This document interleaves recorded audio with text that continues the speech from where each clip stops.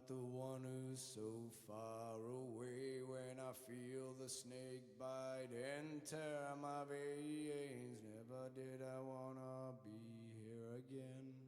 And I don't remember why I came.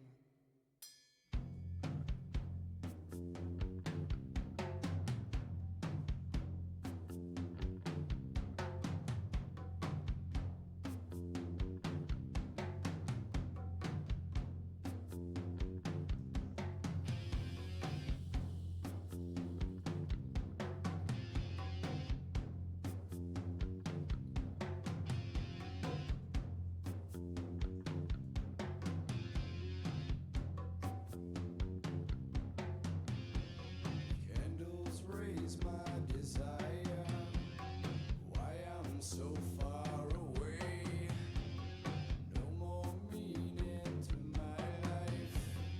No more reason to stay. Freezing, feeling, breathing, breathing. I'm coming back again. I'm not the one who's so far away. When I feel the snake bite enter my veins, never did I wanna be here again. And I don't remember why I came.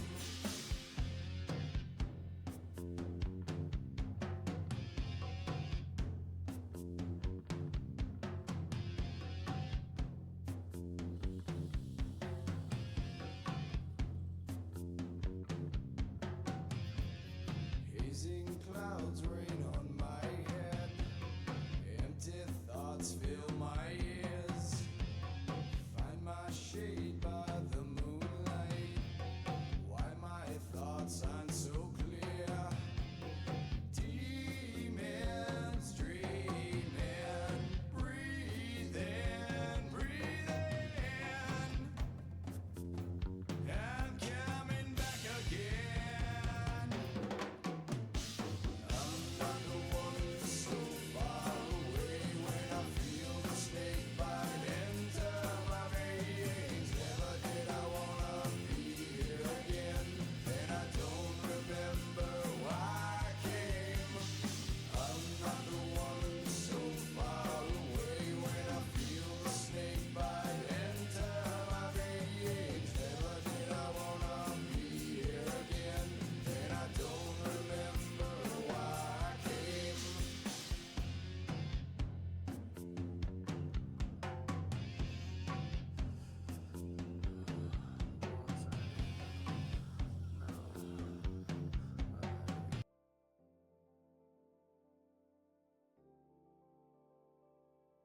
Yeah. All right. It's been a hot minute since I've been on. So we'll just jump back into it. We were at the November 19th. Damn. Yeah, it's been a minute. We were at where you come back from the arcade and you wake up sick. So we went and had the secret double date at the arcade. Yeah. All right. Yep, I got sick. I've been completely out the whole weekend, sick like a dog. Must have caught it in the arcade. All right, let's move you fucking thing right there. Nope. At first, it was just a slight headache and a stuffy nose. By Sunday, it felt like my bones were made out of paper mache. I couldn't even go to school today. Man, this sucks. I shouldn't have ignored the signs. The rapid weather change isn't helping at all either, between the pollen and chills. Worst part is, I'm falling out of practice. I've tried on and off every hour to watch a drawing tutorial, but within minutes, my consciousness is overtaken by a fog and I retreat back to bed. Let's put that right there. Yeah. Minimize that. That's... Hello, Octavia. How's it going?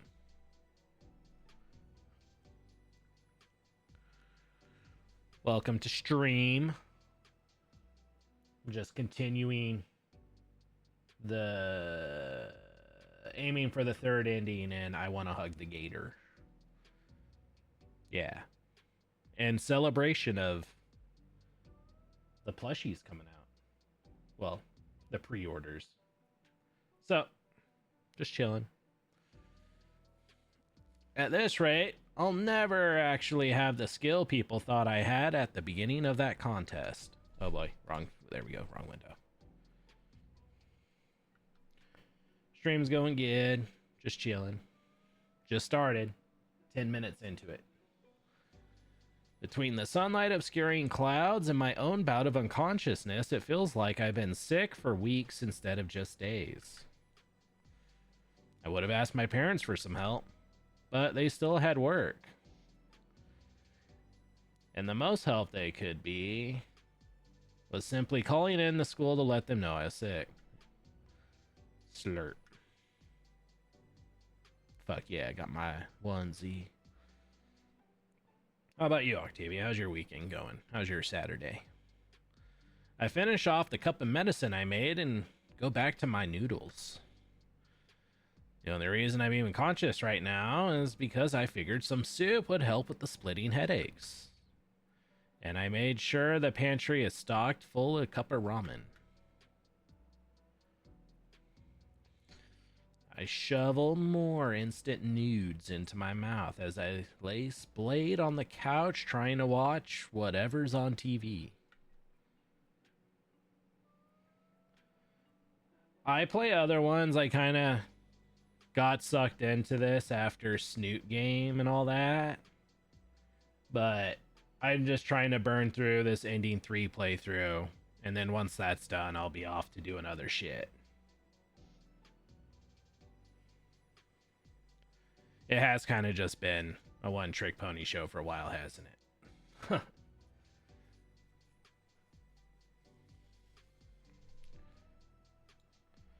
Of course, I got a few dozen from Damien. Bless his heart, he's been giving me an hourly play-by-play of the school day. Got a few messages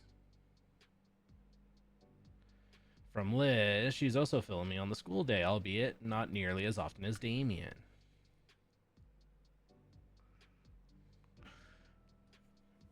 Even Olivia messaged me, and I feel oddly soothed as I read her well wishes. I suddenly got another notification, this time from Ben. It's a PDF of my homework, followed soon after by a simple get well animate emoji. Aren't I popular?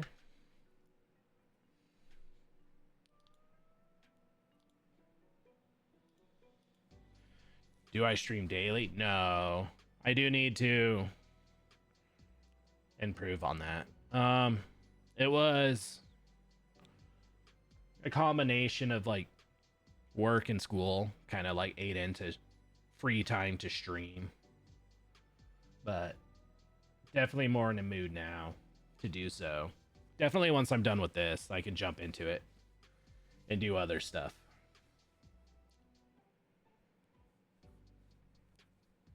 Test out some other games.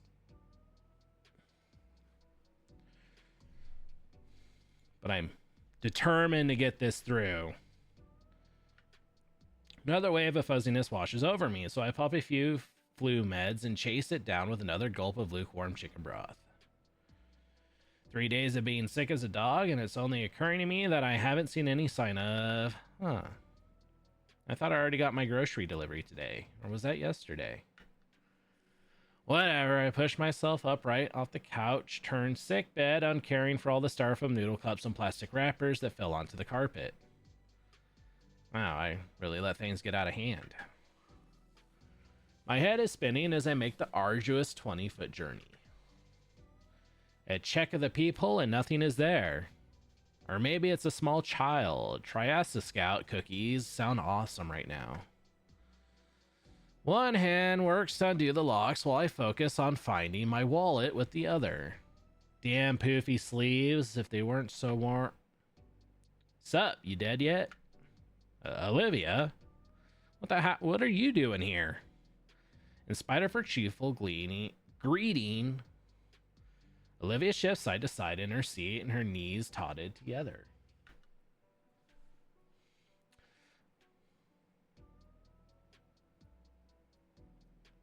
Thank you. I'll try.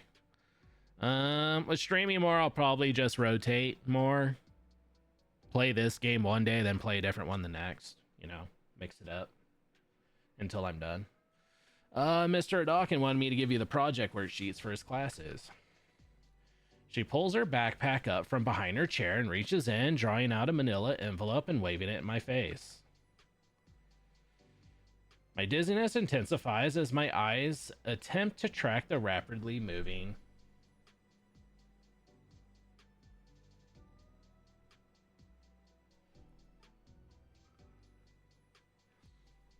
Yeah, I keep all my shit scuffed. I don't go crazy with graphics. Oh, the one about oh, whatever that word is. I'm pretty sure Ben had just sent me those as a PDF. She snorts and lets the packet go, my hands fumbling to catch it before it hits the floor. Without batting an eye, Olivia pushes past me as if wandering into someone's house is an everyday occurrence for her. Come on, the project isn't going to finish itself. Huh? She's already willed herself to my couch and set a backpack on the coffee table. Yeah, I figured you get some help on it, and box at the mountain of junk I left. I think your nose crinkles. Hard to tell from so far away. Yeah, I can look at it. I'll get to it. Damn, Inko, you live like this? My head finally catches up with what's transpired. Olivia's here now. Cool. What isn't the sudden onset of vertigo?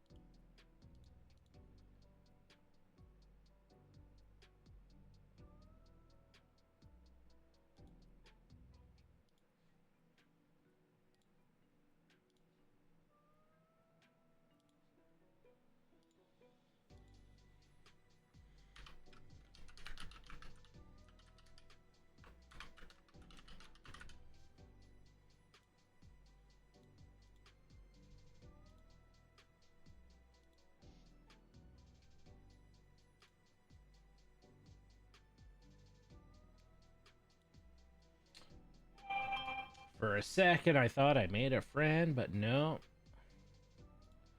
It's just another bot account. Alright. I only managed to stay up just enough thanks to the support of the wall. What? Just how sick are you? Pretty sick. The disgust that was on her face is wiped away as she looks at me. I wonder why. Why is my floor coming at me? Smack. After my impromptu tumble, Olivia had done her best to pull me up and get me to the couch. My robe did make it easy to drag me across the floor. Okay, forget the project. What project? Attaboy. I can't tell if the dizziness is new or not. Olivia's already started picking at the trash mountain, moving what she can into a grocery bag.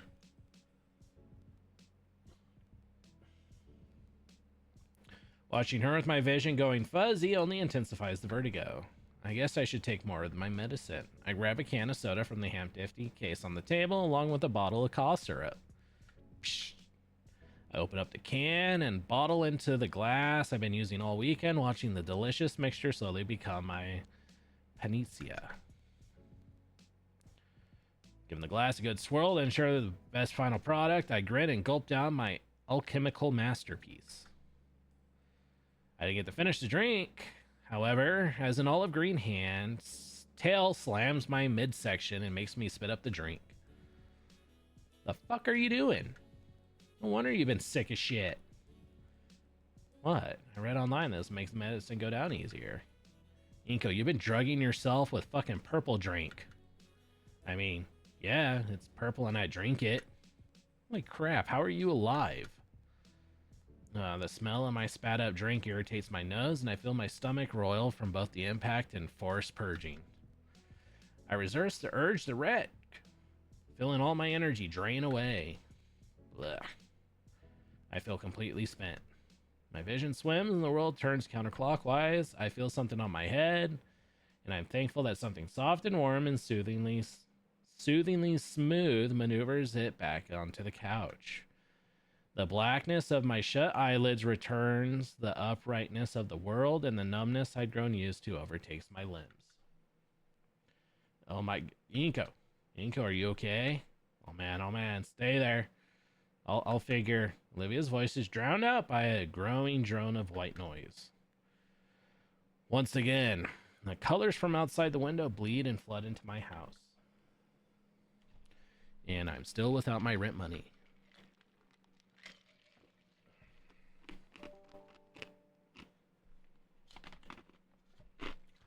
Oh boy.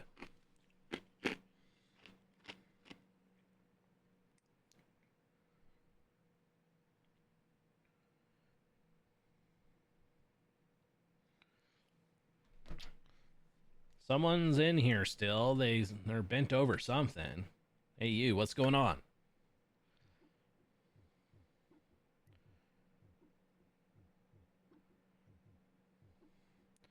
Hang on, I'll try to help you out, funny Gator girl on wheels. I want a hug. What's going on? Is this where Lucy? Where's my daughter? If man came from monkey, then how come Coach Sully exists? Don't say anything, you're completely incoherent. Incoherent. That's my name. Before I can say anything, my being fades into the void.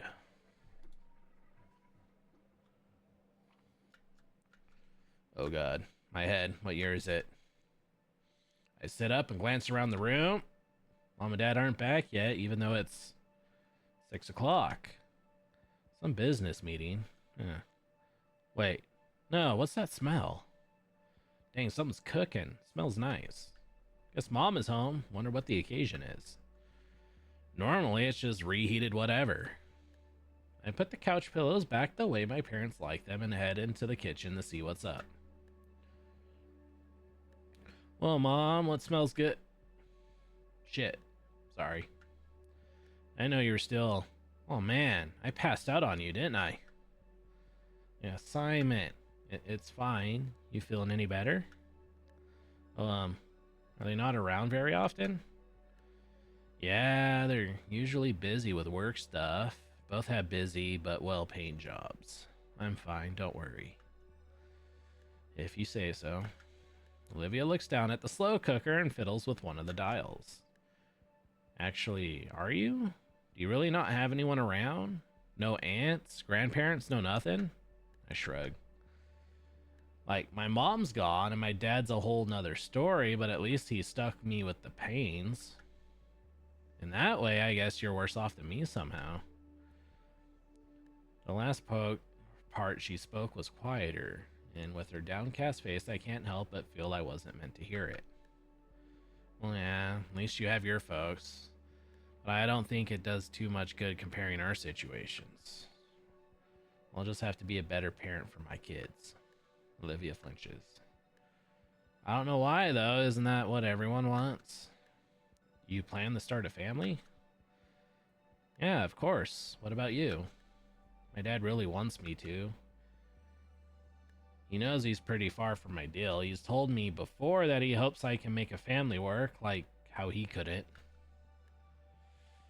It'd be nice, but I mean, it's probably not going to happen. I think it can. Let me put a baby in you, Olivia. Well, after you collapsed, I panicked. I had to call Mrs. Payne, ask her what to do, if I should call an emergency service. She said when this happens, Damien, just make him shepherd's pie and wait for him to sleep it off. I had to root through your fridge to find out you have jack shit in terms of ingredients. And your appliances, too. I thought a place this upscale would at least have an air fryer. All I could find was a slow cooker, so I threw the vegetables that hadn't expired in it with some stock. Should be good for your sinuses, at least. I remember something along those lines. I stepped closer to Olivia, peering into the glass window of the slow cooker. I didn't even know we had half of whatever's in there. Really? Why did your parents buy this stuff and let it rot away in the fridge? My mom does like to cook, but she doesn't get to do it very often. I wish she would. Gator girl snorts. You know, I'm only spoiling you because you're sick. It's not that, I just miss dinner, you know? Sitting around the dining room table, talking to each other. I don't really do that anymore, except on holidays. Olivia winces. No kidding. Sorry to pry.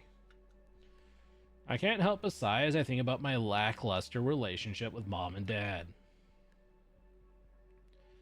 It's alright. Anyway, I didn't take you for the culinary type, Olivia. The awkwardness of just standing and staring gets to me, so I choose to take a seat at our island table. Man, these chairs are surprisingly comfy. This is actually the first time the table was even used since we moved in. Thinking about it, Olivia's given me a lot of firsts now. Kinda wish Mom would make dinner again, like before she got that promotion. Olivia hums herself as she moves towards the fridge, pulling out the egg carton and scowling after checking it. How often do you get groceries, Inko? Ordered some earlier. Actual groceries, not the junk. Oh. God, that's such a waste of money. Imagine if you could cook the food you like. I try to, but my head starts to get a bit lighter. Though now I can practically taste this elevating smell coming from the cooker. Is that why you're at home ec? There's another low hum from her as she considers something. I wanted to be ready when I had to have my own place. And it's actually relaxing. Just keeps my mind and hands busy when I'm alone. Plus, it's either this or, you know, another Mrs. Payne all the time. The cooker ping, signaling the stew is finished. When Olivia takes the lid off, the cloud of steam erupts with rich aroma of cooked meat and veggies. Can you grab us some bowls? I'm guessing in the shelves above. I nod and get up, moving around the table to the shelf with the bowls. I give the top a quick dust check, sticking it back in and taking the two under it. Olivia already has the ladle ready, stirring the soup slowly. I set the bowls down next to her and she ladles in servings for us. Okay, moneybags, back to the couch. You don't want to eat at the table? I can't. What do you... Oh. The island table doesn't really have space for a chair to fit underneath. Plus, I want to enjoy this with some quality entertainment. I figured we'd watch something on that big flat screen you've got. That's okay, right? Sure, sure.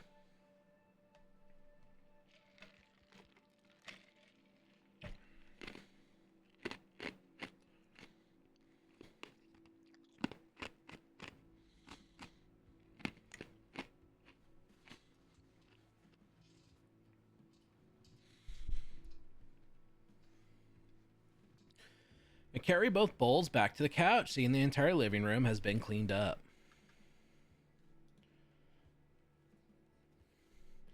Man, I really need to make this up to Olivia somehow. Just watching something doesn't feel like a fair deal at all.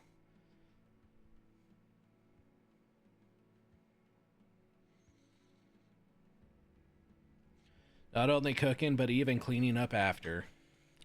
I'll find a way to repay her. I set down her dinner on the coffee table. Before Olivia can say a thing, I place both my hands on the counter of the couch and push. Didn't think it'd be so hard, but then again, I'm still out of sorts. The space created, however, is enough for Olivia to work the front of her chair in. Olivia gives me an appreciative nod, then angles her chair in a way to get to use her tail and the couch's armrest to pivot herself onto it. Thanks. I give Olivia a small nod and a smile as I grab my spoon off the table. Leaning in closer to the bowl, the comforting aroma of the soup wafts up my stuffy nose. First time I'm getting goosebumps that aren't caused by cold flashes. I get a good spoonful of Olivia's homemade remedy, making sure to get some of the meat and veggies as well. Still piping hot. I blow a bit of air on it to cool it down. Pussy. What? Hey, the last thing I need with this fever is secondary burns on my tongue. Whatever you say, little bitch.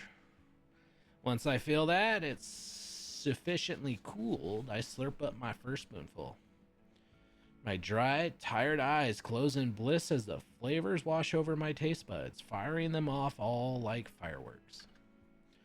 To describe it as just being good would be a severe understatement. The stock is rich and hearty. The meat is well cooked. It could easily fall off the bone it came from. And the vegetables gave it a nice aromatic touch. All of it was well seasoned and spiced. It's like experiencing that scene from Compy-Tooie. Oh, instead of a rat, it was a little compy in the hat. Sensing and seeing the different flavors move and dance around in my mind. For a brief moment, I forgot all about my fever and only felt the warm presence of the soup envelop me like a cozy blanket. Is it good? Like a record scratch, I'm taken out of my experience and brought back to earth by the Baryonyx's voice. Baryonyx, damn it. I look up to see Olivia giving me a questioning look, idly crunching and munching her soup. I also realize I'm sunk into the couch, my arms to the side like a ragdoll's. Felt like my body was weighed down from both sickness and the soup. Guess I got lost in the broth. Wow. Olivia, this soup is amazing. Olivia rolls her eyes at my enthusiastic compliment, but lets out a tiny smile. It's nothing. I just threw some shit together in a pot and called it food. Anyone could do it. Olivia once again, looks away, once again cutting herself short. With weak strength, I lift myself up from the couch's gravitational pull to better look at the shying scaly. I'm serious. This is the most delicious soup I've ever had. Olivia moves her head back closer to me, but still avoids my gaze, her smile a little weaker. Alright, I get it. You don't have to make it sound better than it is. It's just helping out with your... I'm not saying it because of the flu. Honestly, you have a real talent for cooking. Olivia turns towards me, her smile still small but filled with honest joy. You really think so? I nod, even as the soothing warmth of Olivia's soup settles in and manages to return her meek smile with my own tired one. I know so.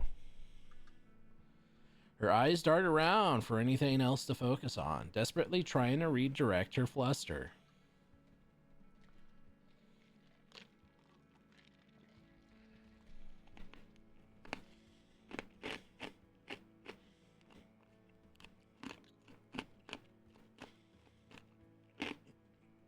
She shakes the flush off her face and checks around for her bag. Well, I'll get going.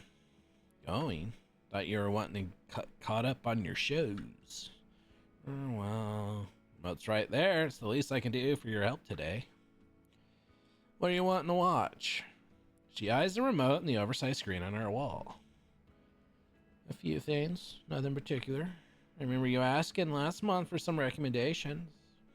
So I've been thinking of a few you might like, but if you're sick and all and don't want to... Yeah, I'd love to see what you have. My parents probably won't be back to hog it for another few hours. If they come back at all. So it's a pretty good time. You really sure? Sure, I'm sure. Show me about the deep cultural meaning of animated dinosaur folk cartoons. Oh yeah, you're lucky you're sick right now. Yep. Olivia takes the remote and flicks the TV on. After getting over the initial shock of the big screen being taller than she is, she navigates to the streaming site and picks some colorful series I've only seen in passing. This one has a rough pilot, but it gets better a few episodes in, and the animation is top notch. She flips through the first episode on, establishing fight scene unravels while Olivia moves back to the couch with me. Then, to my surprise, she hefts herself out of the chair and into the cushion next to me. I move my arm out of the way to make room. Oh, sorry, should have asked. Of course you're welcome to sit. I know, but thanks. We focus back on the show. Well, I do. Olivia's glancing my way after every joke and expensive shot to analyze my reaction. Fuck. Get back on there. Okay, there we go. That was weird.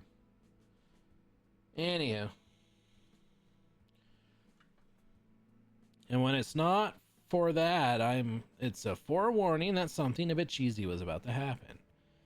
Eventually, the first episode closes. The heroes are ready to begin their journey for real in the following one. The credits scroll and Olivia swishes her hair aside with her fingertips. So, yeah, it's pretty good, I guess. I don't know. What do you think? I liked it, yeah. Really? Well, they got a whole season. Do you want to see more?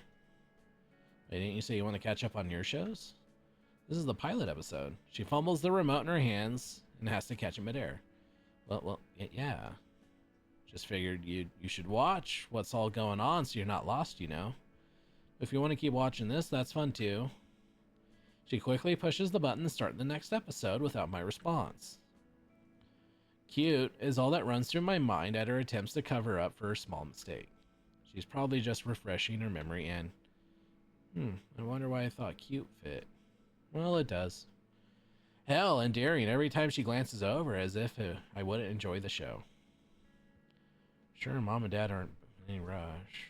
The characters on screen freeze. Oh shoot, did the Wi-Fi go out again?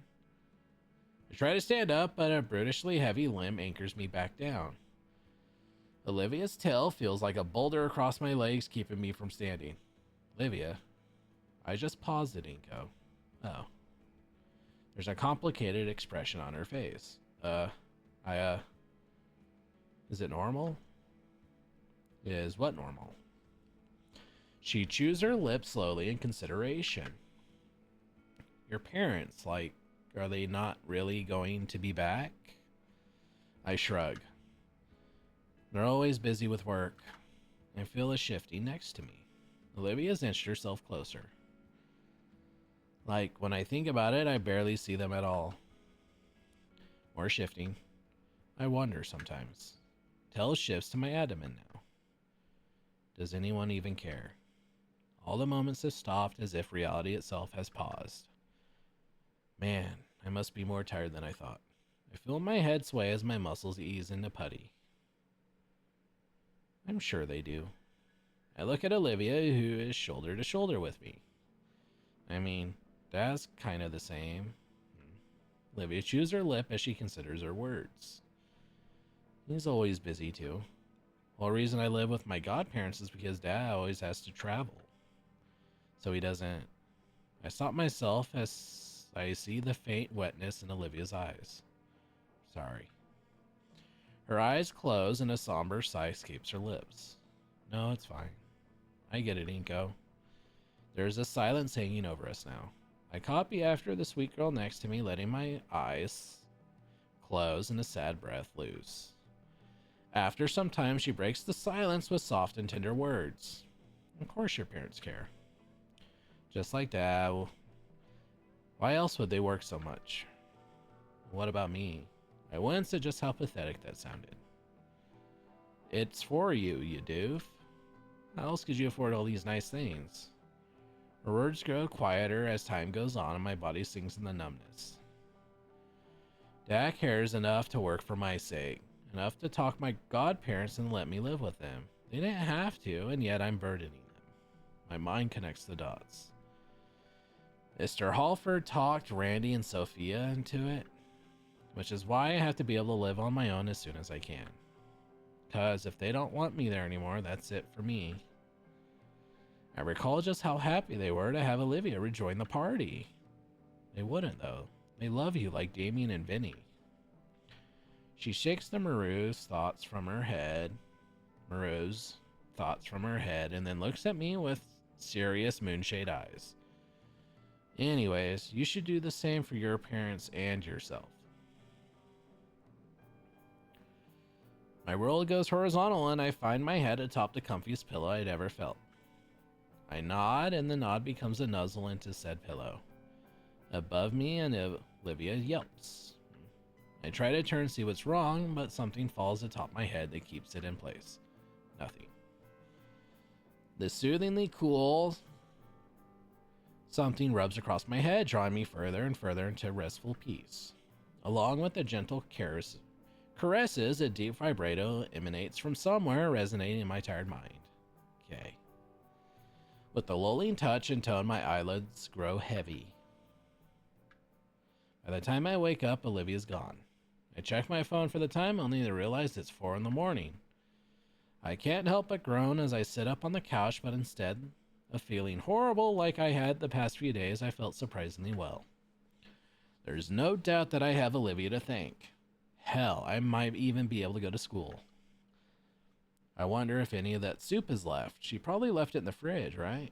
I shuffle over to the appliance and open the door, letting my eyes adjust.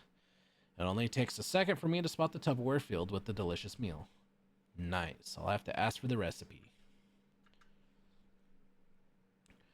Thanks to Olivia's advice and cooking, I finally made my recovery and returned to school. I'm glad to be back. I felt like I missed so much I had been gone. So much I need to get caught up on. I mean, I did manage to finish all the assignments that Ben had sent me, what an asshole, but I feel out of the loop off the other things. Like gossip about me. Damien tried to give me the rundown of all of the things during PE. I'm still in shock over how bad some of them got. Up to cartel drug running and FBI's most wanted. I don't think that's even possible in just a week. The end of class bell rings throughout the school, signaling the start of lunch. As everyone in class is packing up their things, Mr. Dawkins speaks up. Alright everyone, make sure you complete the assignment by next class. You all have a wonderful rest of the day now.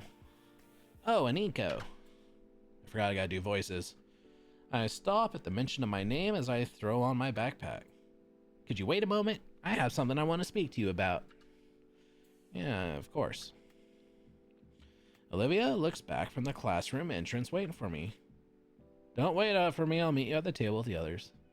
With a shrug and a nod, Olivia wheels herself out the door and down the hall. Everyone leaves the classroom until it's just Dawkins and I. Please, have a seat. I take seats closest to Dawkins' desk, putting my backpack down. Mr. Dawkins gets himself from his chair and walks around his desk, leaning against it. So, I'll be quick about it. I got a job that needs doing. Up. You missed assignments and need to make up work, and I need some extra help with something. Something I think you'll be very interested in. Some good friends of mine are getting married in a few short days, and they've hired me to get their photographer. And given the excellent learning experience for child labor, I thought of you. Me? Yes, if you want to, of course. I could always call in some associates to help me out, but I thought adding in some extra credit would sweeten the deal. What would we be doing? There's a broad smile on his face with a distant look in his eyes. Well, you'll be my apprentice in this case. You'll not only be helping me set up the more elaborate photos, you'll be doing a lot of independent shots. You mean I'll be taking my own pictures? Yep. In fact, you'll be using my SLRs and lenses for it to keep all the shots uniform. The idea of finally getting to use something like Mr. Dawkins' $1,000 Cavion makes my head swim. So what do you say? Interested? It certainly seems like a hefty task, even if a Dawkins would be there to help us.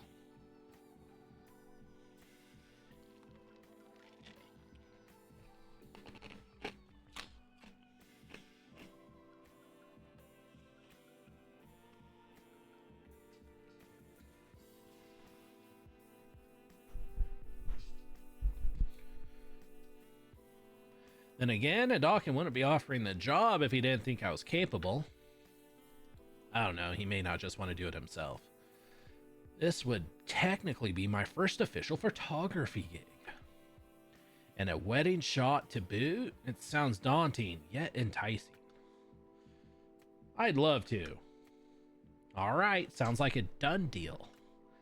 It's after school today, we can talk about it more later. For now, you should be getting to lunch. Thank you, Mr. Dawkins. I give the teacher a nod and grab my backpack. Just as I head out the door, my curiosity gets the better of me. So, who's the lucky couple, if you don't mind me asking? The school nurse, actually. The husband-to-be is also a good friend of mine. Huh, neat. I make a mental note to give my well wishes to the nurse if I see her before the wedding. With that, I wave Mr. Dawkins goodbye and head down the hallway. Wait, Friday? I'm gonna practice painting then. Ugh, I already agreed to go, even if I didn't. Real photography, it's not a question. It's like the universe is conspiring against me and never stop drawing stick figures. I finally meet up with Olivia, who's waiting near the entrance to the cafeteria. The grassy green girl is leaned over, a sour pout scrouching her maw closed as she eyes the passerbys. When she notices I moved into her airspace, she perks up immediately. Seeing the transformation is surreal, and I chew on my cheek to keep from laughing as I watch her muscular tail wag happily. Finally, took you long enough. Yeah, sorry that took so long. You didn't have to wait for me, by the way. Yeah, I can manage waiting if it means eating with you. I can feel a smile tug at my lips hearing that from Olivia. Mind if I push your chair in? Using me as a battering ram through the crowd now, huh? Yeah, something like that. Alright, but only because you asked. Give me your backpack, I'll use it as a shield. When I grab the handles, Olivia moves her tail to grab my wrist like at the arcade. Alright, charge. Yes, ma'am. I start marching through the crowd of unruly and famished teens clamoring for their daily meal. Olivia turns her head to me to say something. So what happened with Dawkins? You in trouble or something? Huh? Oh no, Dawkins just had a proposition for some extra credit. Really? What is it? He wants me to join him at a wedding and help him out with a photo shoot. Says he'll think it'll be a good learning experience. Oh. That sounds pretty interesting. Did you take it? Yep. Could be a good way to hone in on what I know. Plus the extra credit can make up the time I got sick. You mean when you nearly overdosed on cough syrup cocktail you made? Yeah, that. Wait. Oh, what? I didn't say anything. Crowd's too loud here. The Baron Onyx chuckles to herself.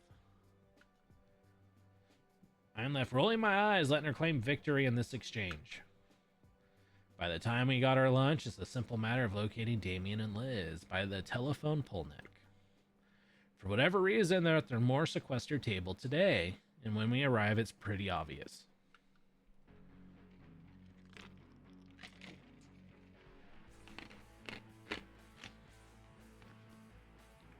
Took you too long enough. Yeah. I expected more from Olivia. Something more graphic. Instead, Olivia rolls herself the rest of the way, taking her designated spot at the head of the table. I take the spot adjacent to her, all while keeping a wary eye on the pink parallelophilate. Whatever. Seems like Mia's rage against me has simmered down over time, but the air of uncertainty and uneasiness still wavered around her. The best I can do is act friendly. Hey, Mia, is there something you need? Need? Nah, I was just here to catch up with my good old pal here. While the red-scaled menace turns towards Olivia, her own eyes remain locked on her soggy chicken she's eating mechanically. I thought you were asking Liz for her homework, though. That too. Alright, here, guys. A pair of soda cans are rolled down the table, and I thank Raptor Jesus I'm able to catch both of them and ram into my tray questionable lunch meat. You guys were taking a while, so I grabbed the drinks today. No, you didn't. Mia gave those to you. Well, she did it because I thought about doing it. She's trying to bribe you for math answers. I helped with you earlier. Lizzie, I can't believe you would imply something like that about me. But it's true. Hey, free soda's free soda, man. At any rate, real reason I'm here is... Say, Olivia, you leave your phone at home or something? People trying to contact you all day. Oh.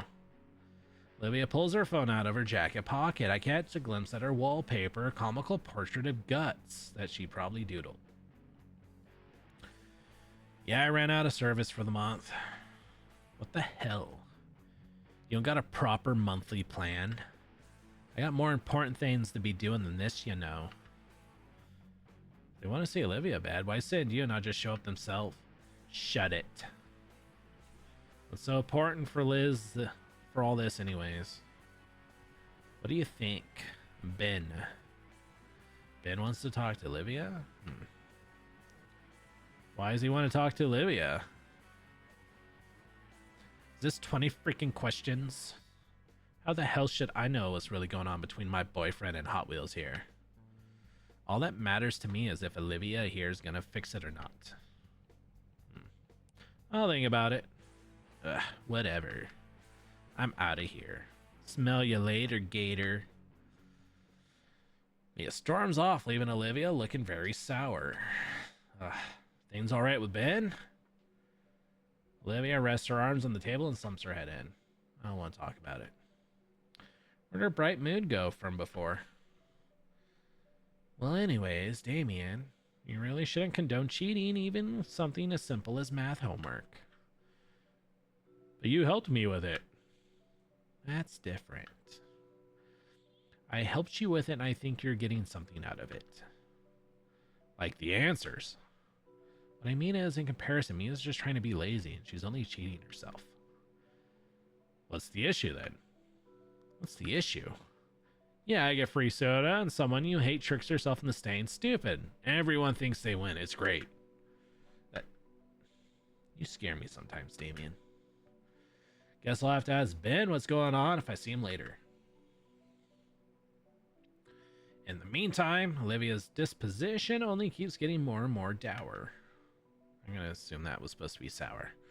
I try to think of something to help her cheer up, but I keep coming up with dead ends on what could work here. There's got to be something. I just can't leave her in such a sour mood. Oh, how about that? Hey, so what's the deal with your phone background? Oh, you noticed it? She flips her phone on and shows me her background. Oh, it's a little doodle of guts. Yeah, I drew it up the other day. Got the curves right first try, so it's pretty cool. I'll bet. Is he with you today? Nah, I left him at home. How often do you bring him? Not often. Maybe once or twice a semester. And even then, it's just when I'm bored. Although once, he was just in my hoodie when I left for school. Unexpected.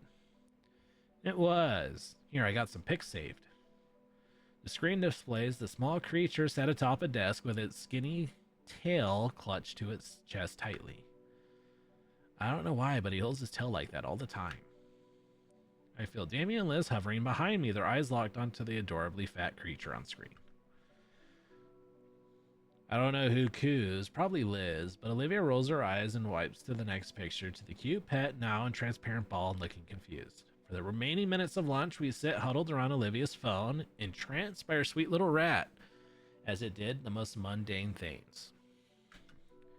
Yet, Gut's method of doing them was too undeniably cute, and that's what really got us and made time fly faster than we could even notice.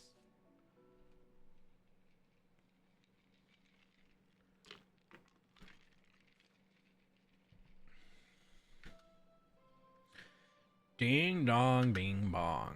I blink a couple of times and stretch my arms and legs to get up from desk. Miss Brocklin really knows how to make 40 minutes feel like 80.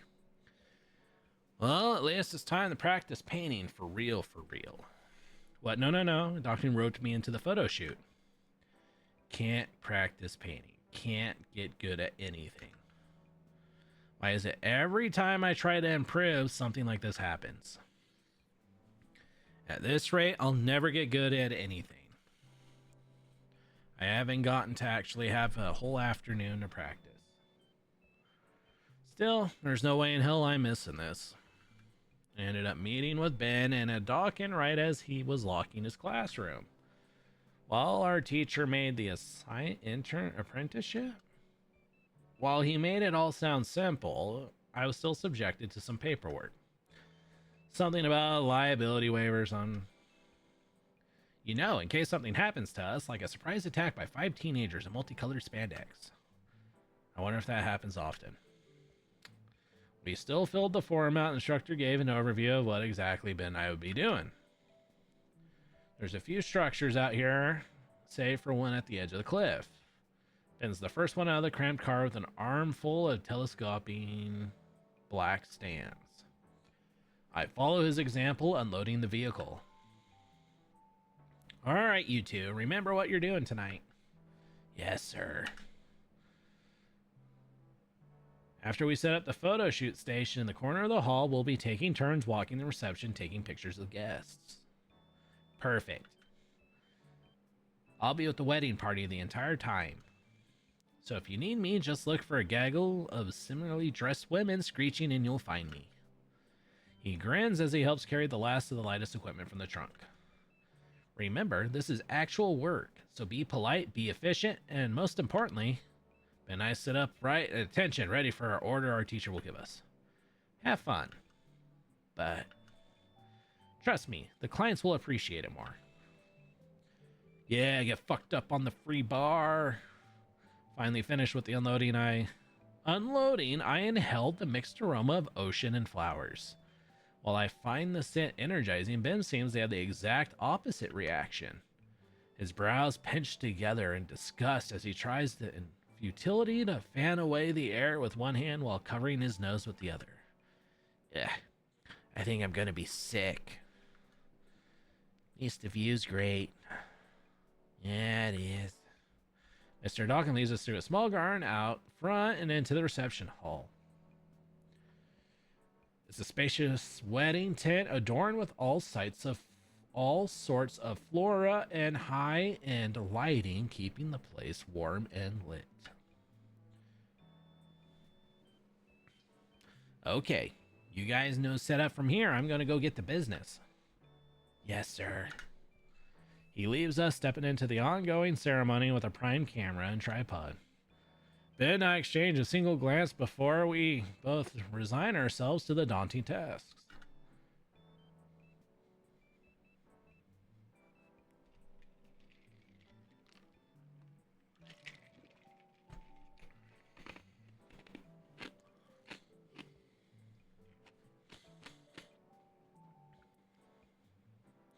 First on the list, helicopter lens of the camera. From experience, it does take too long to get to those in place. Blah, blah, blah. Next to the reflectors and strobe lights, all packed in heavy cases that have to be hauled inside. By my third case, I'm already exhausted. Shoot, I thought gym class would have prepared me for this. High school prepares you for nothing, Inko. Remember that. My phone buzzes. Might as well take a breather. Opening up the notification, I discover it's from Olivia. Hey, Shades. Hi, Olivia. You got service back? Oh, I lied about that. Eh. Saw you leave with a Dawkins after school. What's up with that? I'm helping him with a wedding shoot. You at a wedding? Did a Dawkins give you a better jacket for it? My jacket is cool enough, Olivia. So where at? Teach said it was this place called Clarkson's Lookout on the way over. Wait, really? That place has a bunch of scenic views. If you get any good landscape shots, take one for me. Sure, if I got the time. No, do it now. Oh shit. Cute and threatening message received. Jeez. Well, this is a good spot as any. The sun's starting to set, so it does take time. So it does make for some pretty nice atmosphere. Maybe Olivia wants to paint another landscape. In the distance, I see a few sailboats and yachts. Further beyond, a freighter or two. The seas sure are crowded these days. I take the picture and send it over to Olivia. Thanks. I can't picture thanking me like that in reality. The thought alone of her doing something in such a sweet manner. Inko, this thing weighs like 80 pounds. I'm not doing all the work. Pussy. All right. The wet blanket's with us. I let my camera hang loose around my neck while assisting Ben setting up the last of the standing reflectors. Setting up meant not only the cameras, but a large chunk of incomplete decor prep, which meant carrying out loads and loads of heavy cases with strobes, reflectors, cloth sheets, and many telescoping pole stands. Following his instructions, Ben had set up a small red carpet leading to a glamour shot station. And meanwhile, I was finishing making sure the marked out spots within the room had the right combination of flash strobe and or reflector. By the time our teacher had come back, I had just placed the final light in position. As guests start walking down Ben's homemade path, I skirt along the edge with my borrowed high-end camera. The DSLR's clicks are muted compared to the chattering guests, and while I think I managed to catch some decent shots, I'm just not really feeling it today. Something wrong with me? And voila. Ben was having a much easier time working at the makeshift studio we built in the corner. Couples would simply walk up, stand before the backdrop of the massive window to the cliffside ocean. And Ben had the brilliant idea to not only set up a Dawkins loan camera, but also his own so he captured the couples from two angles at once. He looked very happy with each and every shot, and the people's always chatted him up right after. And here I am doing my best not to scowl as I look over a blurry shot I had messed up. Blurry because my hands are shaking. Guess I'm nerve. I hadn't noticed till now my main messaging app had been going off. Hardly. I think Ben's turning it into a competition. Are you winning? No, not really. Beat him for me. That wasn't a real message. Try to ignore my phone from now. I don't think anything will calm my nerves at this point. Kick Ben in the balls. That feeling of anxiety only grows as time marches on. I can't seem to get any one picture just right, and Ben zooming around as efficiently as he isn't helping. Well, that's not all. Olivia's messages are just throwing me off. Just break his flashing stick thingy. Then his pics will be super dark. How out of date does Olivia think we use flash pans? Or lock him in a bathroom or something. I don't think that's sportsman's like. Oh, I just need another pic. Can you try shoving him into the wedding cake and taking a pic of him smashed on the floor? I need it for Muse. That. Do it for me. Come on, that's just violent. Just barely within my peripheral, I spot a perfect shot of an older couple, the parents of the groom, I believe. There, that's a good chance. I bring the borrowed camera up, look through the viewfinder, and see that the parents have already moved away and into another group. The camera slips through from my grip, but luckily the neck strap holds it safely against my chest. Okay, I need a break. I find an appropriate place to sneak outside and go around the building, slumping down against the brick siding. It's really twilight now. The ocean's reflection of the sun is getting very close to meeting the real thing. My phone buzzes once more.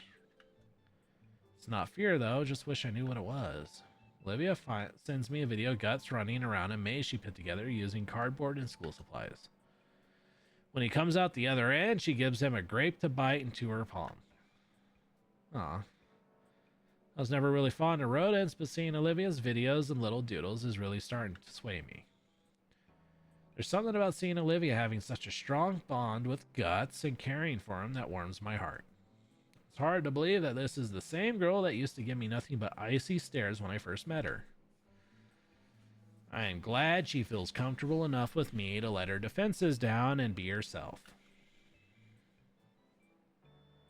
As I continue snapping photos, my trek around the hall, find good photos, leads me to the stage where the DJ once was. Shame that I didn't get good shots of him while he was there. Maybe Ben got some. Looking through the camera lens, I see that there's a gentleman sitting on the steps that lead up to the stage finishing off a cigarette. There's someone over on the steps taking a deep drag of a cigarette and blowing the smoke up towards the window. A truly iconic display of subtlety. Before I know it, I've taken several shots. He seems to be one left alone, but he doesn't mind, right? Hey, kid. At least get my good side, will ya? Oh, I step closer, readjusting my camera settings and scrabbling for an explanation. Sorry about that. I was unsure if you wanted the attention. It's alright. People say I got a kind of resting bitch face. Though I can't lie, I'm pretty exhausted, kid. Especially after carry the new missus down the aisle all the way to the car. Ah, this is the groom. So you gonna take a photo or what? Oh, right, sorry. As I raise my camera, the groom takes a thinker-esque pose, taking a drag from his cigarette. After a few clips and a couple of slight adjustments to my position, I believe I got some pretty good shots. There we are. The groom blows out a plume of smoke with his mouth before leaning over to see the captures. Smells like a Vegas hotel. I give the groom time to look at each photo thoroughly before moving to the next one. These are pretty good, kid. Managed to make this mug of mine look halfway decent. He lets out a scratchy chuckle as he takes another puff of his cigarette before snuffing what little was left onto the floor. Thanks. Say, if you don't mind me asking, what are you doing all the way over here? It's your big day, isn't it? As the groom lets out another plume, he's already begun to dig up another cigarette. Lighting the new cig, he begins to inhale it.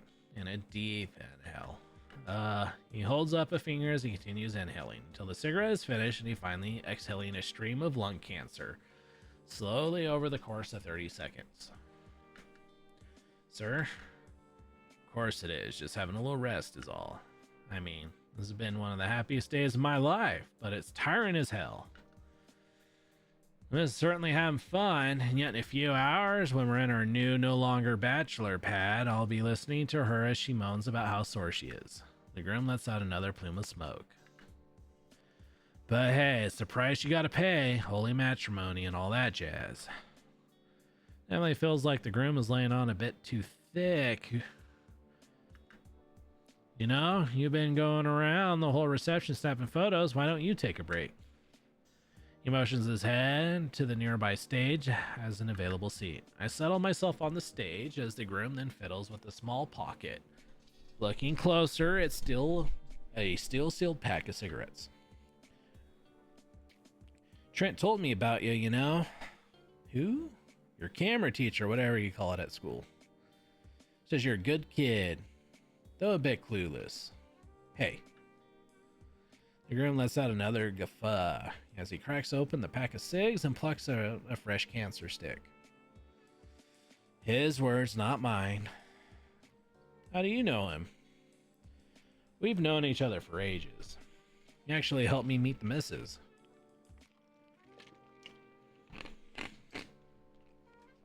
Funny how that works.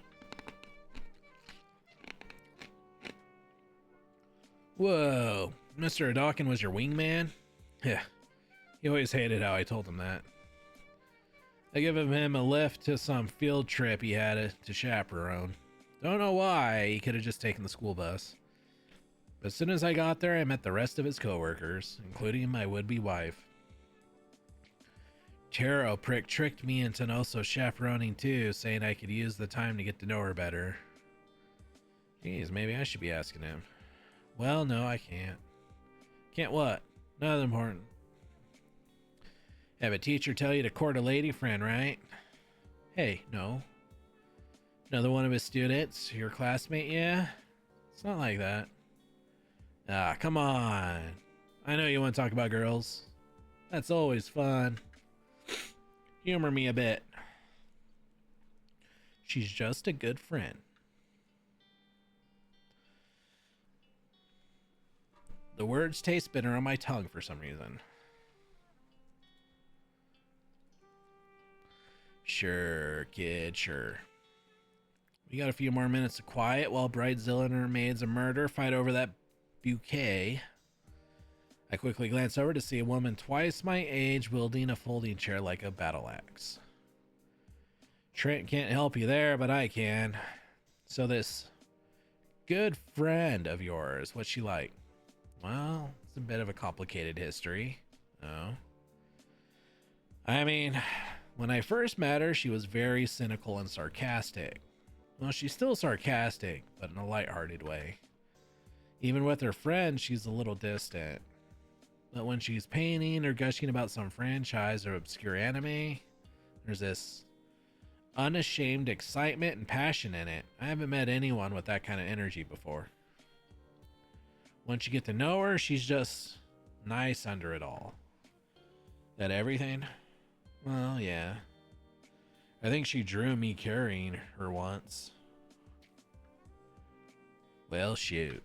He slides the ring off his finger and holds it up to me. You want this? Sounds like you need it more than me. Kidding, I'm kidding. But dang, it sounds pretty cut and dry to me. Never had a crush before? Not on anyone I know personally. Your folks together? Yeah. They love each other too, yeah. Yeah, I guess they do.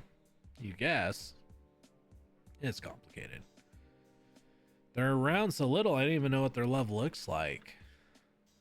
If they even love each other at all. They never told me their story, why they're together. Anything that would prepare me for the future was outsourced. As far back as I remember, whenever our parents weren't around, there was a screen nearby. And they weren't around often. I've always had that little electronic friend in my pocket telling me how great I was at everything. That's been my only help to get through life. All the best ways to have the best friendships, hobbies, romance. But it feels worthless now. I'm not prepared. I don't even know if what this is love. This guy seems to think, though. He'll help me out. I see him putting some words together now. Let me give you a little anecdote, kid. The groom finally lights the cigarette, though this time he's slow to puff on it. See my beautiful bride over there? He motions with the dull ember of his smoke to the bridesmaid still violently wrestling, and the bride acted as referee. Even if we had never met, this was a happenstance meeting. I'd see her over there. And I just know I love her. Yeah? Yep. Is that it? Yeah. Are you trying to give me a little push? Convince me like I like this girl? You're the one who had wanted the advice. There it is. I thought you were going to go on a bit more about love. Why the hell would I give a speech about love? I know what it is. You know what it is. There's no groundbreaking advice that'll make everything make sense, and you don't need me to convince you. You're just looking for reasons to not believe what's right in front of you. Oh. Break's over, gotta go. The man gets up, dusting off his pants and flicking the cigarette butt into the trash. Hey, take some great pictures for me, will ya? No more moping, you're on the clock. He jogs in the crowd to meet with his bride. My phone buzzes in my pocket. What timing?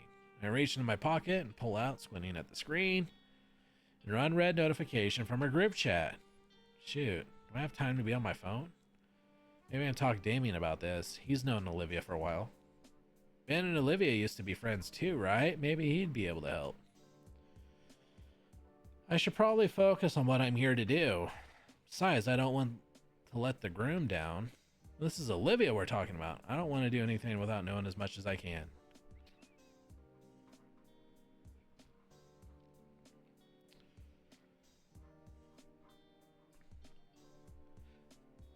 I need to prioritize my thing. Wait. No, no, no, no, no. Yes. All right. I can't afford to slack off right now. Besides, I made a promise to the groom and I don't want to let him down. Or Mr. Dawkin, for that matter. I silence my phone and slide it into my jacket pocket, pushing off the wall and taking hold of my camera. Where should I even start? I think I have a few ideas. The groom's words still ringing in my ear, I find a second wind. I can't really understand what it is, but I feel like I'm picking up prime shots from scanning over the hall. While Ben has continued his more autonomous rapid-fire approach with the staccato clicking of his snapshots, I have been slinging out couples in their own moments just scattered throughout. I think some of them have even noticed, seeming to maneuver themselves out of the parasaur's view. Young man over here! An elderly couple catches my attention, waving me to her table where she and her family are sitting. We need a good Christmas card photo. Would you be so kind? Of course, ma'am. The large group moved to one side of the table for me, smiling sincerely at my lens.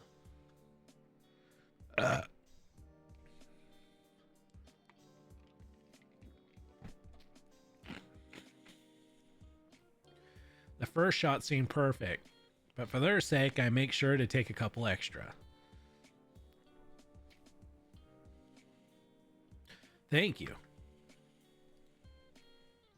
Do you know how long these will take to be developed? The photo should be developed fairly quickly. We'll be sure everyone gets these before the end of the month. They smiled and nodded, letting me return to, don't forget us. Yeah, me and my wife. The next client's pulling me aside to take photos of them in a secluded corner. And after that, some of the bridesmaids. And it didn't take long before the servers wanted pictures. Somehow I'm able to squeeze my way over the mayhem and make my way towards the back of the venue. Shortly after, I noticed Ben doing the same thing, though he manages to do so far more gracefully by talking his way out of whatever requests the wedding goers have for him. Makes me wish I was better at communicating and asserting myself in these kinds of situations. Ben takes notice of me and approaches at a very casual pace, with no one else seemingly taking notice of him.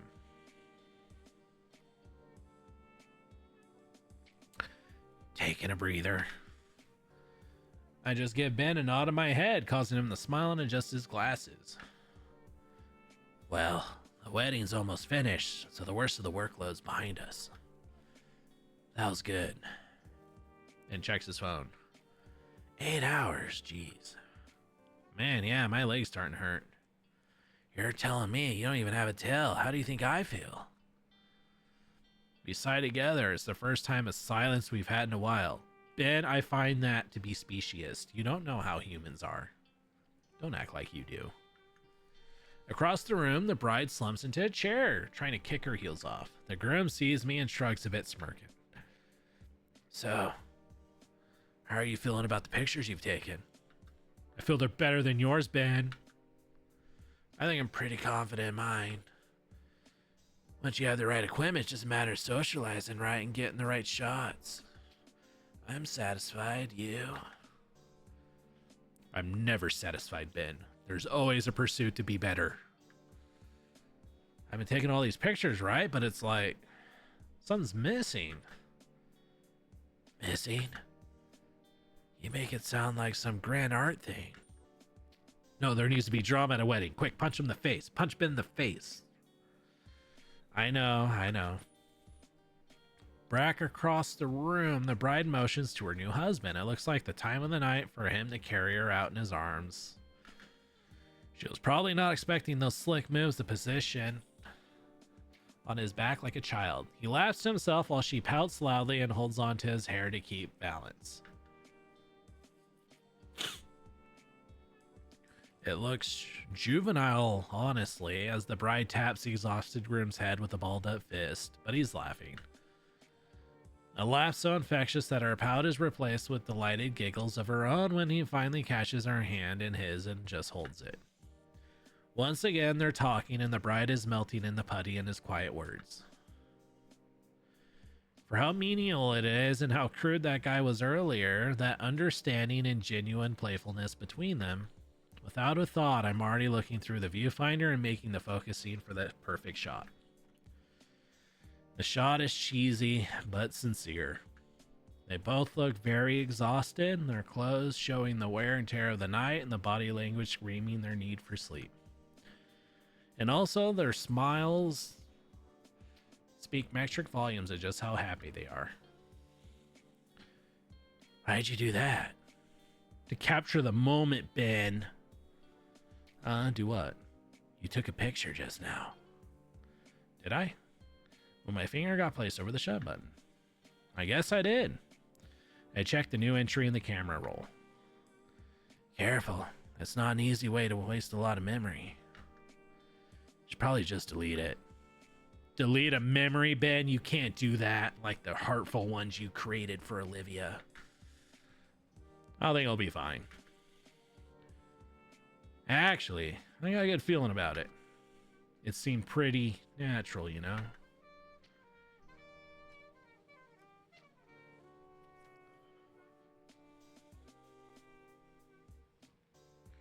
Ben rolls his eyes. If you say so. Before the parasaur turns to go back to his assembly line photo taking, I grab his shoulder. By the way, Ben, go fuck yourself. Mia stopped by our lunch table earlier today to complain to Olivia. Oh boy.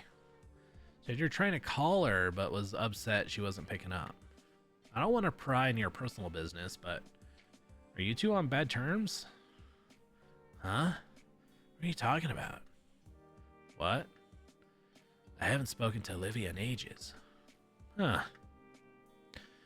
I thought you were above gossip, Inko. Sorry, Alright, you boys, ready to pack up? Pretty long night, huh? Our teacher looked haggard as he steps up to us. His wings are dragging on the floor, and he's propping himself up with one of the light stands we'd brought. Despite his exhaustion, he's grinning wildly. You two enjoy your first work experience? Oh, absolutely, Mr. Dawkin. I managed to load up both memory cards you gave me, and I even managed to try some different lenses.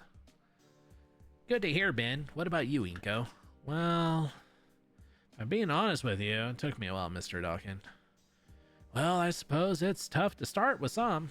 So many things to account for, and oh no, I meant I didn't mean to get to good.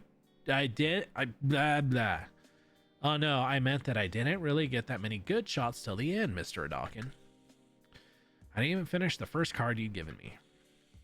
I see. Well, we'll go through these next week. I'm sure they'll be fine. Oh, definitely. The groom saunters up with a huge grin on his face, slinging an arm around our teacher's shoulders. I can't wait to see these. And Dawkins straightens up and shrugs the arm off, turning the newly married man. You'll see them when you'll see them. My team still needs to go through all the pictures and weed out the chaff. Ah, come on, T. Can't give your buddy a preview. Dawkins sighs of it. It's your special day. Ben, could you fetch the laptop and card reader? Yes, sir. Inko. While he's doing that, you start packing up everything into the trunk? Sure thing, Mr. Dawkins. Before I turn away to start, the tired Taro takes the camera from me. You go sit on the table over there. The two older men head off, leaving Ben and I to get started on packing everything up.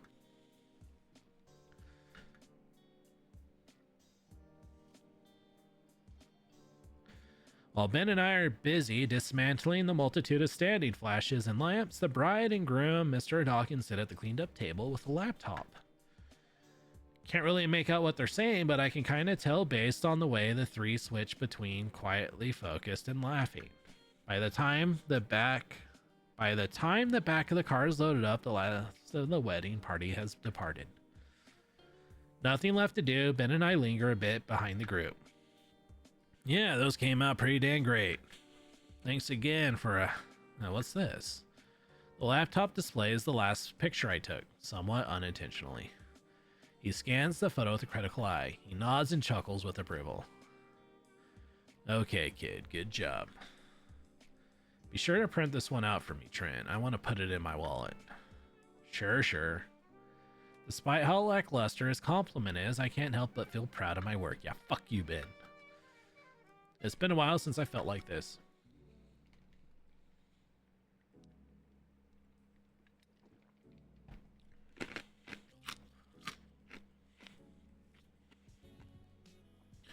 Either way, it's not long before we climb into the car and begin our journey back to the school.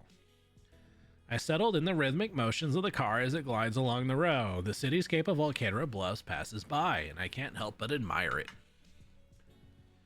The mood is quickly killed, however, as Ben is present. The saccharine lovey-dovey talk makes my head hurt because it's coming from Ben. He changes the subject by asking if my parents can pick me up. Looks like I'll be taking the late-night metro home. Still, I had fun.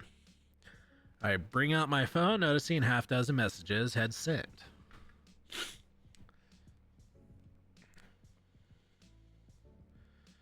Alright. Are you winning yet? Better be. Guts be. Bet me some sunflowers you'd win. While there were more messages, that one particular had me thinking. I mean, it wasn't a competition, because Ben sucks. There's also the fact that the groom hadn't complimented any of Ben's shots. Yeah, because it's Ben. Collect your winnings, Olivia. Yeah, dancing Gator. Good job, Agent. You deserve a reward for your hard work. Reward? What kind of... Oh my. Would she really? She knows that I'm with Ben in the docket. The interior of the car feels a few degrees warmer. Inko, are you alright? You're breathing pretty hard. Fine, perfectly fine. Just a car sick.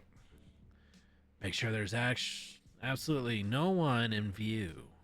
As extra protection, I dim the brightness. Finally, Olivia's text comes through. I hold my breath before opening my eyes to see. I'm the big boy. Number one big boy. Dancing Gator. Mr. Dawkins, I think Vink goes about to vomit. Not in here. In hindsight, I should have seen that coming. Damn my hormones. Even though we're pretty far into the fall season, today's a nice day out. There's a storm coming later today with a cold front, so the temperature's outside. Blah, blah, blah. All right, we're going to call it there. Save. Good night.